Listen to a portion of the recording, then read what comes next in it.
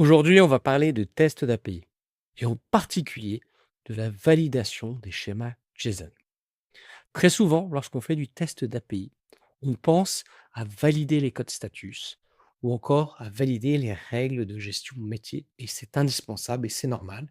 Mais le parent pauvre que je vois un peu trop souvent, c'est la validation de ce contrat, de ce schéma JSON. C'est ce qu'on va voir aujourd'hui dans cette vidéo. Pour cela, je vais utiliser une API qui s'appelle fextorapi.com qui va nous permettre de faire un test et de voir ce que ça donne. Donc cette API, qu'est-ce qu'elle fait? Elle fait plusieurs choses. Elle va chercher des produits que vous allez pouvoir voir là. Si je regarde un exemple, et avec différents éléments qui va être un ID, un titre, un prix, une description, une catégorie ou encore une image avec une certaine configuration sur ces changes-là, comme le prix qui doit être vraiment un nombre flottant et ce qui nous donne certaines valeurs dont vous pouvez voir des exemples ici.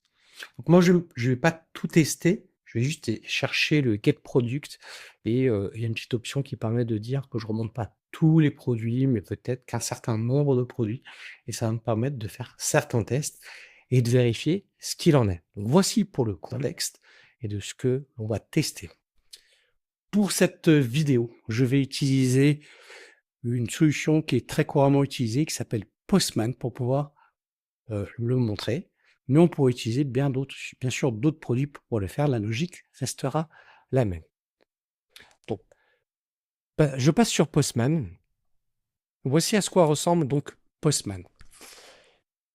Donc, j'ai plusieurs cas de tests que je vous montrerai par la suite. Je vais commencer juste par appeler mon API. Là, avec, je vais remonter juste les 5 premiers produits.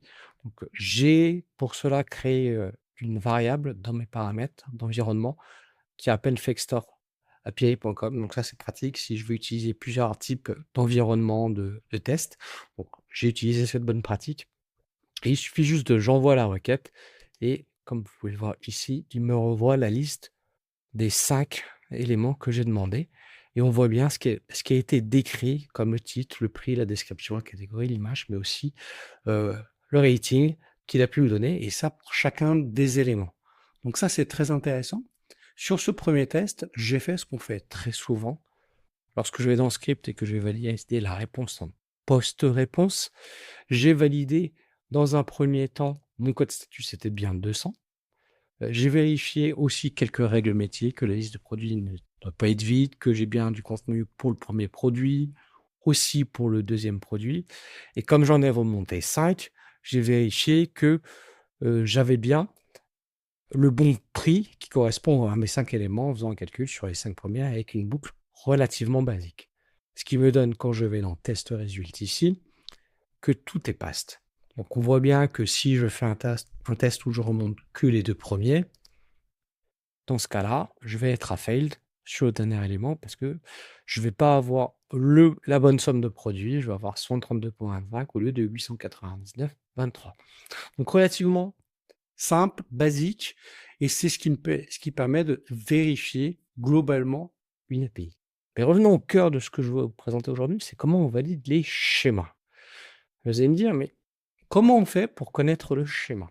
Alors il y a 2 options, on va dire. Soit où le service externe ou le développeur vous a donné le schéma et vous avez une capacité d'avoir cette réponse-là, soit vous êtes en capacité de copier-coller cet élément-là, et il y a des petits outils grand public sur le net qui permettent de calculer, de vous fournir un schéma, et c'est ce qu'on va voir tout de suite ici. Par exemple, si vous utilisez cet outil qui s'appelle Transform Tool, qui fait du JSON jusqu'au JSON schéma, je vous mettrai le lien dans la description de la vidéo.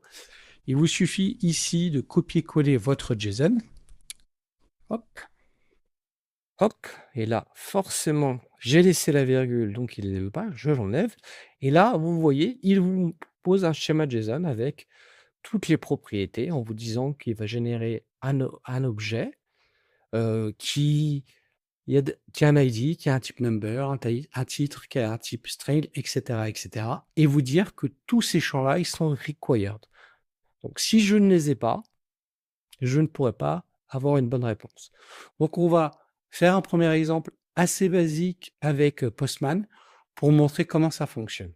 Donc pour faire cela, j'ai copié-collé mon schéma JSON dans une variable qui est juste ici, qui s'appelle schéma, que j'ai mis dans un type de tableau, et j'ai copié dans item ce que vous avez vu là, l'objet, les propriétés et les différentes réponses au schéma qu'on a pu avoir.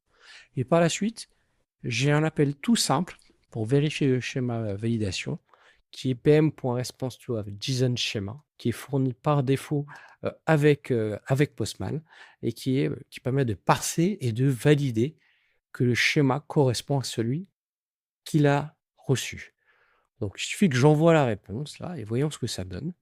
Donc là, il m'envoie toutes les réponses avec bien une réponse 200. Et si je suis en résulte, il va me dire que mon schéma validation fonctionne correctement.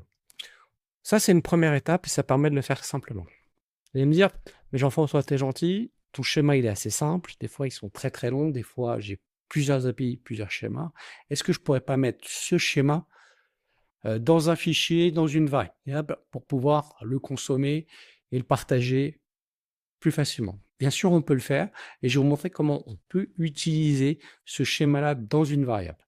Donc, pour faire cela, je suis allé dans ma partie environnement. Si vous voyez là, j'ai l'environnement dans lequel je joue. Donc, j'ai créé un environnement qui s'appelle DemoRanv avec plusieurs variables. Et dans cet environnement, j'ai créé mon schéma, là, qui s'appelle Product Schema, que j'ai copié-collé ici, qui est juste ici. Et à partir de ça, je vais pouvoir appeler cette variable-là dans mon script pour pouvoir l'utiliser. C'est ce qu'on va voir dans ce test-là. Et là, c'est exactement ce que j'ai fait. La première étape que je fais, c'est récupérer mon schéma et le passer dans une variable. Une fois que c'est fait, je vais quand même vérifier que la variable existe bien, parce que des fois, on se trompe d'environnement et c'est bien de le vérifier et de savoir d'où vient le problème. Et après, je vais m'assurer que c'est vraiment un schéma JSON et qu'il est valide en tant que schéma JSON. Et à partir de là, je pourrai relancer la validation du schéma tel qu'on l'a vu dans le test précédent.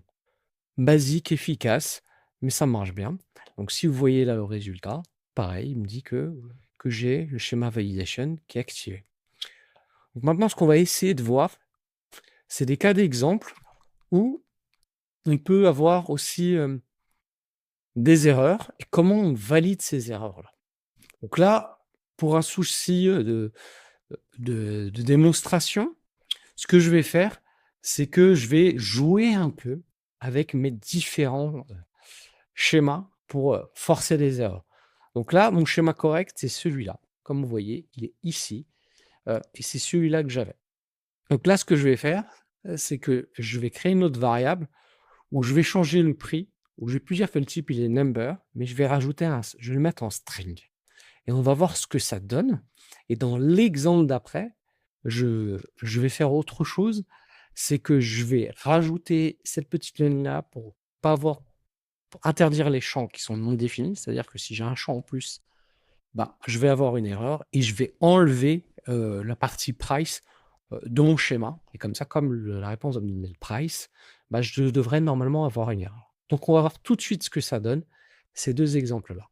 Donc, je vais vraiment vous remonter déjà dans la partie environnement ce que j'ai fait. Donc, voilà, ces deux schémas. Là, j'ai un product schema KO. Donc, c'est là où, où j'ai changé le type du price. Et un product schema not extra field. Voyons ce que ça donne maintenant, concrètement, lorsque je lance ce test-là. Donc là, c'est exactement le même test, sauf que là, j'ai mis un product schema KO à cet endroit-là. Et c'est là que je vais le lancer. Donc, normalement, si tout va bien, il doit me générer une erreur. Et on va voir l'erreur que ça va générer. Comme vous pouvez le voir, j'ai en test the result, j'ai 0 sur 1. Donc normalement, il est failed. C'est bien le cas. Je suis sur failed. Et là, normalement, il est assez expressif. Il me dit bien price should be stringed. Et que moi, je lui ai donné forcément du texte. Donc, il n'aime pas ça du tout.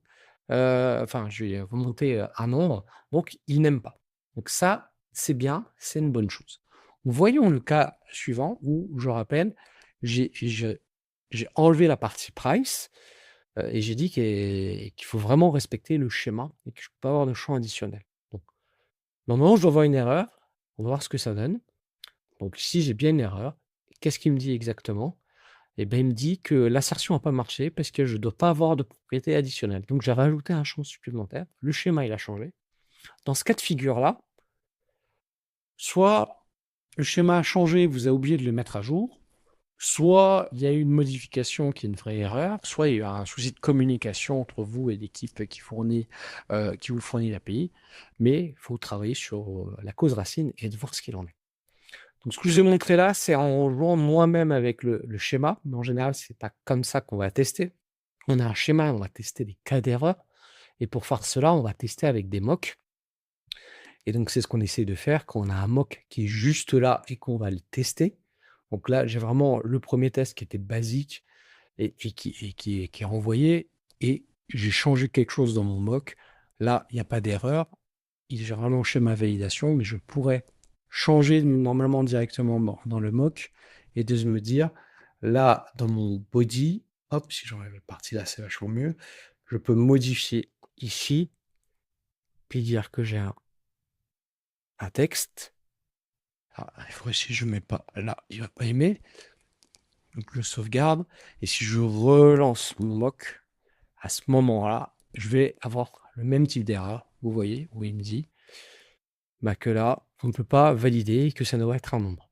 Donc la bonne pratique, c'est vraiment d'utiliser un mock et pas de faire ce que j'ai fait. Je vous l'ai fait pour la démo. Comme je vais aussi vous partager ces collections et ces exemples, vous allez pouvoir jouer avec.